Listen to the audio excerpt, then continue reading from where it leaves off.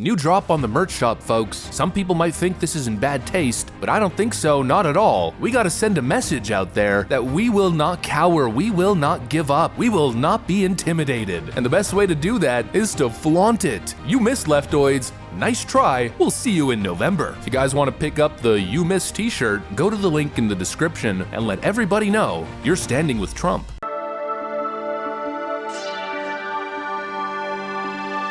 Hey guys, welcome to the Liberal Hive Mind, a channel solely focused on exposing the abundant hypocrisy of the left. Well, it seems as though the effects are in. Of course, everybody's been on the edge of their seats, questioning how this whole thing's gonna play out, what exactly the effects, at least electorally, politically, and culturally. Well, it seems as though we're finally starting to get an idea as to what the implications really are here. It seems as though there's a pretty unanimous growing sentiment that Donald Trump is rising. I mean, everywhere I look, everybody seems to be saying the same thing, even abroad. And just to really put it into perspective how broad the sentiment is, I was watching this video. Japanese react to failed Trump assassination street interview from Interviewing Japan. This YouTube channel right over here, might as well give a little shout out. Take a look. トランプさんの価値やなって思いました。やっぱり強いなって。これで支持率が上がると思いますか？思いました。無事で良かったかなと思いますね。大統領選の追い風になったんじゃないかなと思います。勝つんじゃないんですかねと思いますけど。大したことがなかったので、このまま大統領選に出るとなれば、もう確実にバイデンさんよりもトランプさんの方がもう大統領になるんではないかというような印象がもう強いですね。It seems as though the sentiment is that Trump obviously benefits here. His strength of character clearly on display as the whole world watches in awe. That's of course the prevailing sentiment. Well, it seems as though the sentiment is in fact correct. Donald Trump is surging like never before post-assassination attempt. Let me show you guys exactly what I mean by that. We got some stuff to get into, so let's roll the tape. Alright folks, so if you really want to be convinced that Trump is surging, then just tune in directly at CNN. Take a look at this. But this is our current CNN projection of where we are now. And look at this. If Donald Trump won what we have here, dark red states, solid Republican. Light red states, leaning Republican. If he won just those right there, he would already have the path to 270. He would have 272 electoral votes. Look what is different. We have Wisconsin as a toss-up. We have Pennsylvania as a toss-up. Two critical states for Joe Biden. Michigan right now, another critical state for Biden, leaning Republican. Georgia, a state Biden flipped, leaning Republican. Arizona, a toss-up state. That was a state Biden flipped. Nevada, a state he won, leaning Republican. This is the dire strait for Joe Biden right now on the first night of the Republican convention. Tomorrow is 16 weeks to Election Day. 16 weeks from tomorrow, we count the votes. It is tough to change a map like this in that amount of time. And here's why Democrats are so worried, why so many Democrats are saying, Mr. President, please reconsider and get out of this race. Because right now, Trump is leading here. And Trump is leading here. Narrowly, but he's ahead in those states. Trump is leading here. That's 312 electoral votes. Trump is leading in this Nebraska congressional district. Let me change it that way. Nebraska does it by congressional district. That's 313 electoral votes. And Democrats are warning that Trump may not be well ahead. It may still be margin of error. It might be a tie. But right now, Trump is competitive here. That's blue Virginia. That's blue New Hampshire.